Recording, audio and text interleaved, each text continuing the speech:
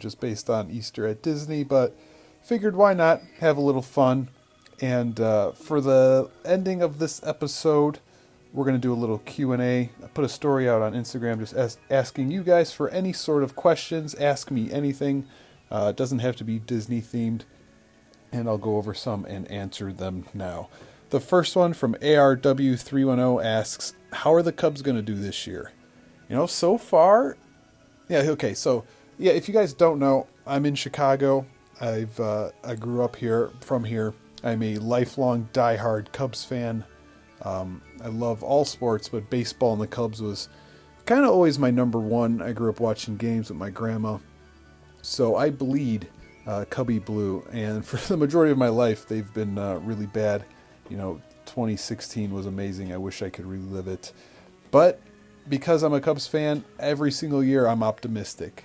You never know with baseball. So far, they look pretty decent. I gotta say, Suzuki looks like he can be, probably Rookie of the Year. I know it's only been like 6 games or so, but he looks really good.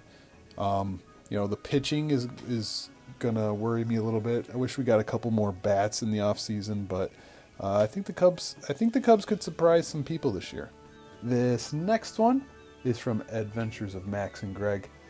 Always submits some good ones. He asks, would you rather stay at a resort you like less and be closer to the parks, or stay at one you like more but be further away from the parks and deal with transportation?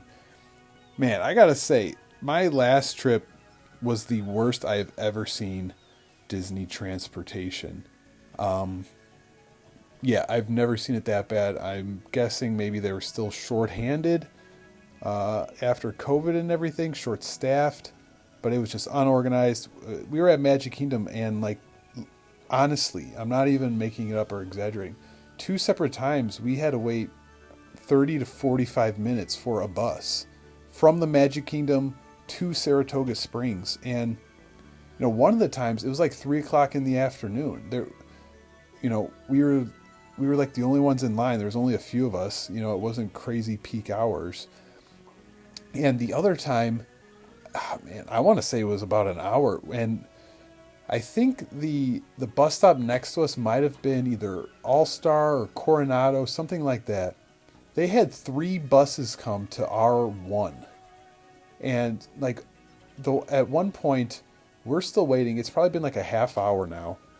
And let's say it's Coronado. The Coronado bus comes and pretty much empties the line. Okay, now in their line, there's probably, maybe 8 people now standing there. And 5 minutes later, another bus comes. And those 8 people get to go on while we're still standing there after, 30, 40 minutes. It got to the point we called Saratoga, the main lobby. And we were like, hey, just so you guys know, we've been waiting at the bus stop here for 45 minutes and there hasn't been a bus. So it was pretty unorganized. Sometimes Disney transportation can be a big headache. But to answer your question, oh man, maybe stay at a resort I like less, just to be closer. Maybe you're within walking distance. You don't have to deal with the buses. The monorail is great. I love the monorail. I don't love dealing with the boats and the buses. I think I would probably stay at a resort I like less, to be honest. This next question, Disney themed again, from Hannah Mraz. If you could renovate one attraction, what would it be? Oh man. One attraction I would renovate. Now, does that mean change completely or just kind of update? Because if I had to change one and renovate it and make it different than it currently is, I think I would probably do Grand Fiesta Tour. It's one of my least favorite attractions. I'll go on it once a trip, and that's about it, just to kind of do it, get it out of the way, maybe take a break from the sun. I think that's one I would probably pick. I would retheme it to Coco or anything else, if I'm being honest. And another one here from Hannah Mraz. Most worth it and most not worth it souvenir. Oh man, this one hurts my brain a little bit. Most worth it. I'm a big fan of the coffee mug souvenir.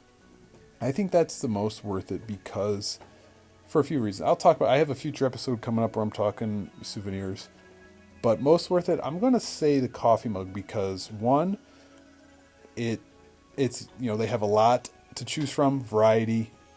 Two, they have a lot of unique designs, a lot of cool designs. You could get retro ones, ones based off the parks, Magic Kingdom, Epcot, etc.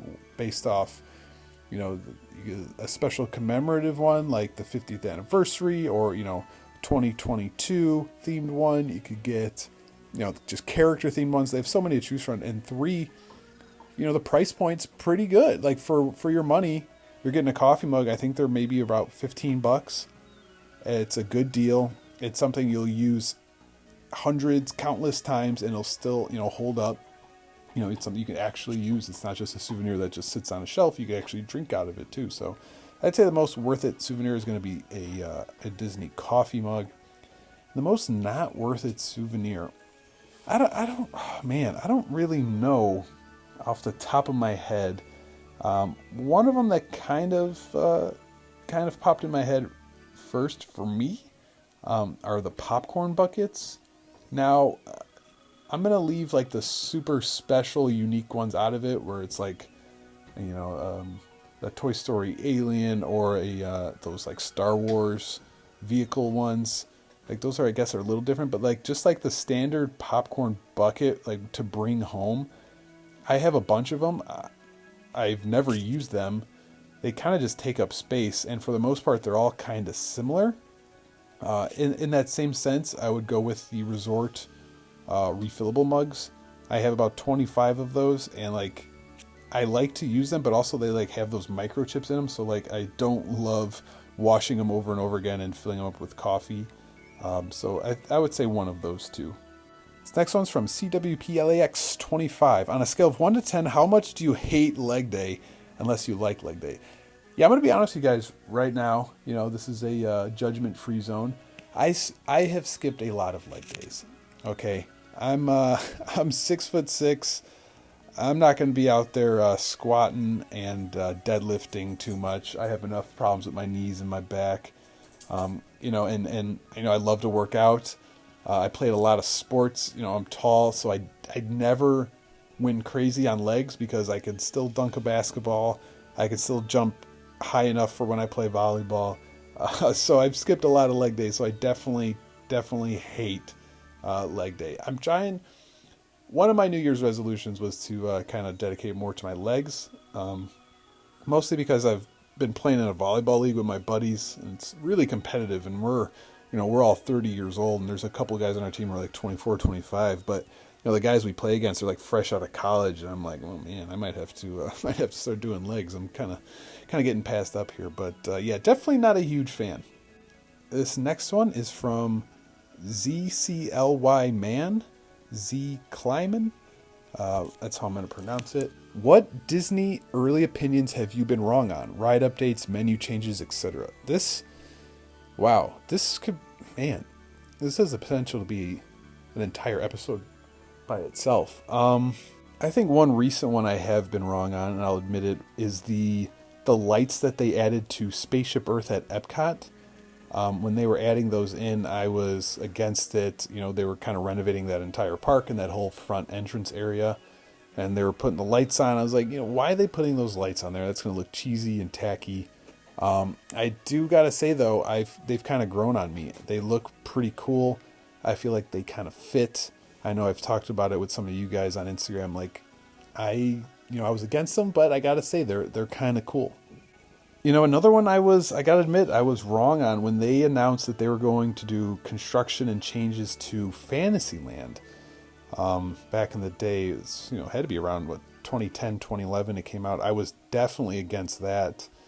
And I got to admit, they did a really good job. It looks new. They added the Seven Dwarfs Mine Train. They added the Little Mermaid ride, Beast Castle, Gaston's Tavern. They really did it good. They really made it fit. And I was against that. I did not want them to change Fantasyland. Fantasyland to me, at the Magic Kingdom, like, it always, reminded me of my childhood, and I just, I didn't want them to change that for all the nostalgic reasons. But yeah, they did a good job with it. I'm happy how that turned out for sure. And those are, just two of them off the top of my head that I was wrong on. And I would love to kind of sit down and go through which other ones, because I'm not afraid to admit that like I was wrong. One of the ones I was really against has been Star Wars, but I'm not ready to admit I was wrong on that because I'm a casual Star Wars fan at best, and I feel like Galaxy's Edge has its own issues. And this last one is from It's CJ. Any tips for getting on an attraction on its opening day? I'll be going to WDW in May when the Guardians of the Galaxy coaster opens, and I was wondering how to make sure I can get on without a crazy long wait. So what we usually do is, like when this happens, is we try to get in line as close as we can to park closing. And the example I used was when Flight of Passage opened. We were there about 2 months later, and it was still crazy. The wait times during the day were about 3 hours long, and we were definitely not waiting in that. We couldn't get a fast pass, and now, maybe they'll have a virtual queue. But let's say, for example, Animal Kingdom was closing at 10 that night. We probably got in line at 9:50, 9:55, and we just waited it out from there. And we probably waited, I want to say, it was at least an hour, maybe 60 to 70 minutes or so. But compared to 3 hours, it wasn't bad at all. And that's probably the tip. That's probably going to be your best bet. If they even allow that, they might do virtual queue only. But if they don't, I would say either get to Epcot right as it opens and sprint there. Or if you want to be more relaxed about it, wait till the park's going to close. Give it maybe yourself like a 10-minute window and just kind of head in and just kind of wait it out that way. That's probably my best advice for that.